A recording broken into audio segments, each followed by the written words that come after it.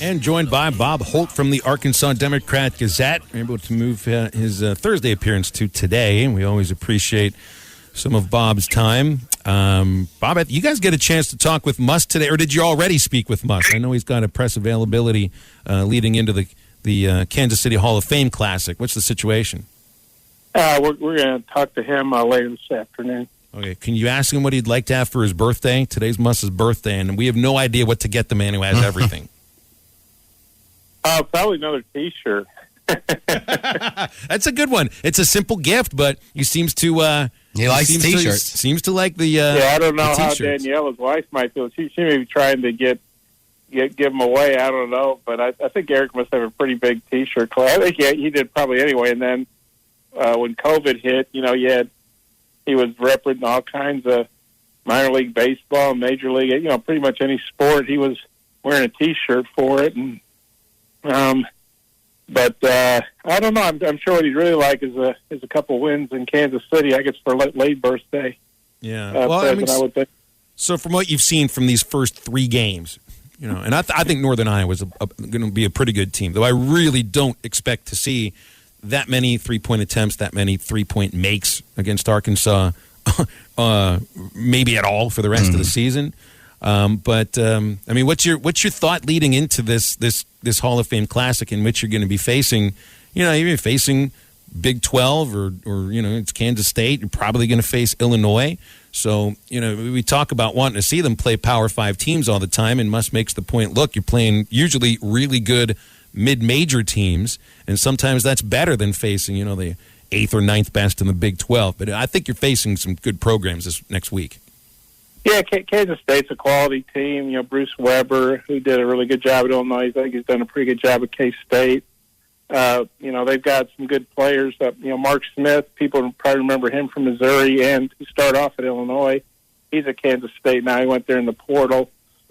So even though Arkansas and Kansas State haven't played, I think, since like 91 or something, there will be a familiar face there on the other team in Mark Smith.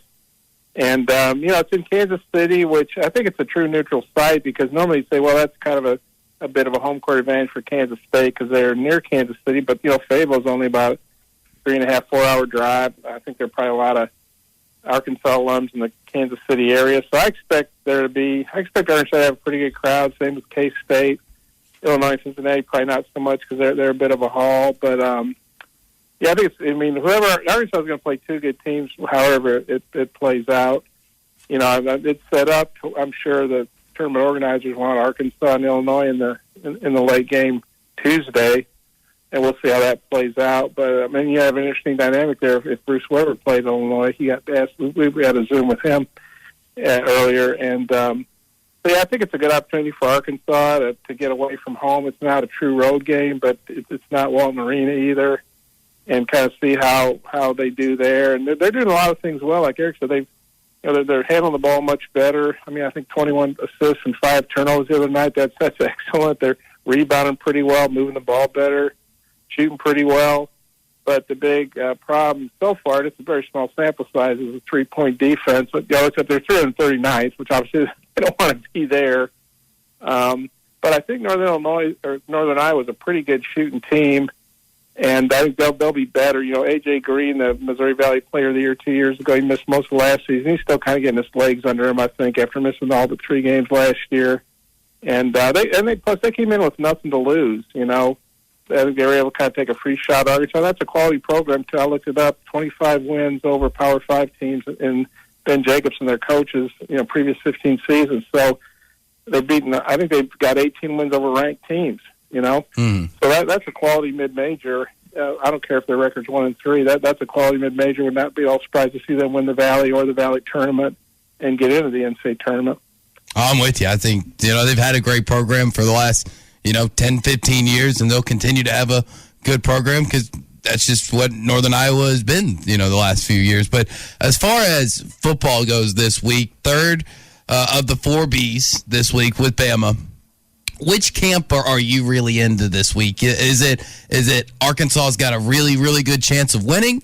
Are you in the, hey, let's just look like we belong on the field? Or same game, different year, it'll be a blowout? What camp do you kind of belong to going on this Friday going into tomorrow?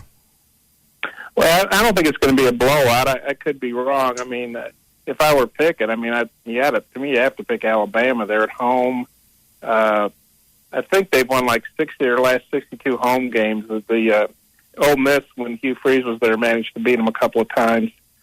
I think that was before they got Lane Kiffin and kind of revamped the offense. Maybe one of those years was a Lane Kiffin year, but Alabama's got a great program. They may not be quite as dominant. Last year they won 10-0 all SEC games, then won the championship game, and then really handled the teams in the playoffs. I wouldn't say it was easy, but I mean it wasn't like those were nail biters. So they had a very dominant team last year. This year they actually lost at A&M. They've looked vulnerable, I guess, in beating LSU, and Tennessee was within striking distance in the second half where Alabama had a big fourth quarter. So not quite as dominant. Arkansas is obviously better than they have been, but it's hard to see Arkansas or anybody, frankly, going in there and beating Alabama. Maybe Georgia could do it. Don't think there are very many other teams that would have a shot. You probably count them on one hand, maybe Ohio State, maybe Oregon. They would have a shot to win at Alabama. Mm-hmm. So I think Arkansas will play competitively. I think they'll play well. I don't think it'll be, 35-0 at halftime or anything like that. But I mean, it's pretty hard. It would be a massive upset, not just for Arkansas, but for anybody going there and beat Alabama, in my opinion.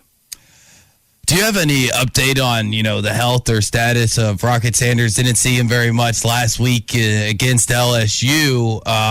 Do you know what's kind of going on with him and what we're going to kind of productivity we will hopefully see out of him this week?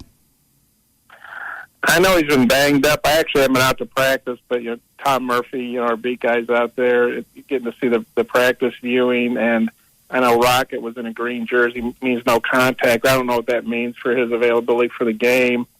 But they're pretty deep at running back. Obviously, Dominic Johnson's kind of taken over there. You've got Traylon Smith, a veteran quality guy. So I think those two guys would get a lot of work. My guess is you won't see a lot of Rocket, but I could be wrong. Sam, like a lot of coaches, isn't super specific sometimes on injuries. And it might be a deal where, what's today? Thursday? Today's Friday, okay. Mm-hmm. So did he practice yesterday? Is he able to go today? Might be a game time deal. How's he feeling warm-ups? They might have a limited package for him.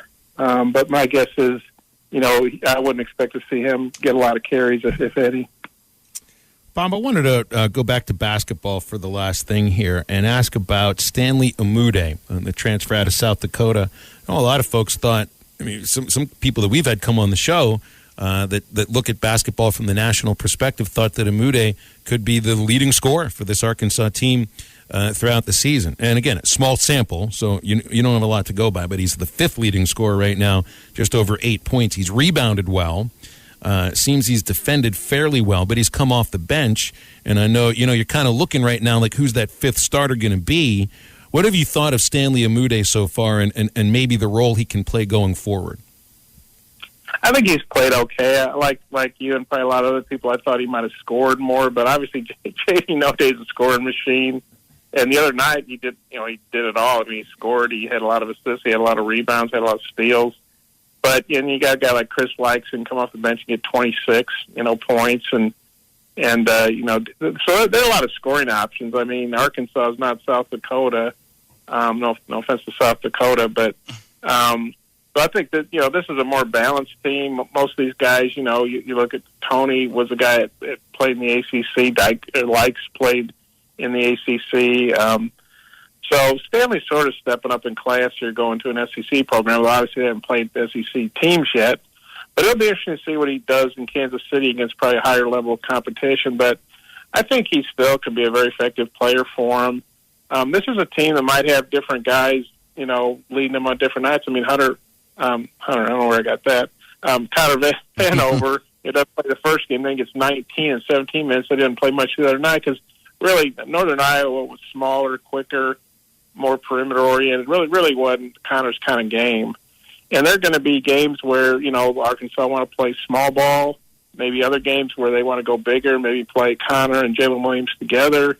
So I think this team has a lot of versatility. There are going to be some teams where Stanley probably matches up better with and does a lot of scoring. My guess is he'll be a solid player for him. I don't expect him to average 20 points like he did at South Dakota, but I certainly think he'll be an effective player for him. I love the role Likes is playing. He's like J.D. Notte from last year, and Muss talks about the idea of having a sixth guy who's a spark off the bench, who is a guy who's going to go out and get you some points. I mean, J.D. Notte led Arkansas last year off the bench in shots per minute. I don't know if Likes is going to do that, but to see him put up 26 points in a shorter period of time against Northern Iowa, he's like the perfect sixth man, I think, for what Eric Musselman wants.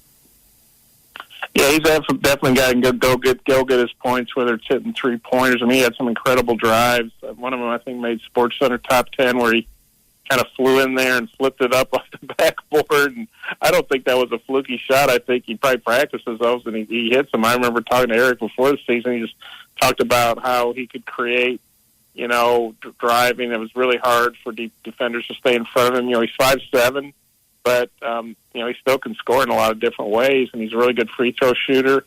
That's big because, he can he's drawing some fouls on some threes, which is big.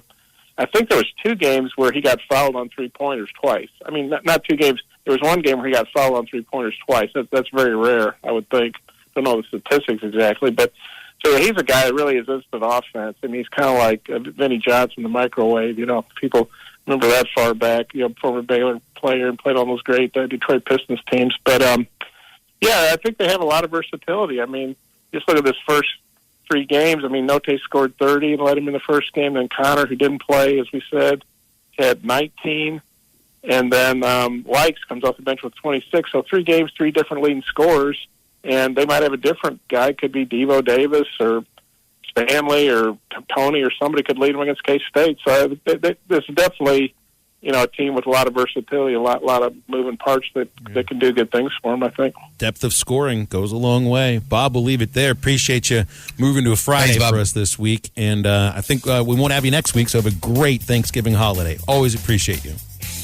Okay, yeah, you guys have a happy Thanksgiving, too. We're back, and better than ever, a new web interface to start the basketball season and more props, odds, and lines than ever before. BetOnline remains your #1 spot for all basketball and football action this season. Head to the new updated desktop or mobile website to sign up today and receive your 50% welcome bonus on your first deposit. Just use our promo code BELIEVE50 to receive your bonus. That's BLEAV 50 to receive your bonus. From basketball, football, and baseball postseason, NHL, boxing, and UFC, right to your favorite Vegas casino games. Don't wait to take advantage of all the amazing offers available for the 2021 season. BetOnline is the fastest and easiest way to bet on all your favorite sports. BetOnline, where the game starts.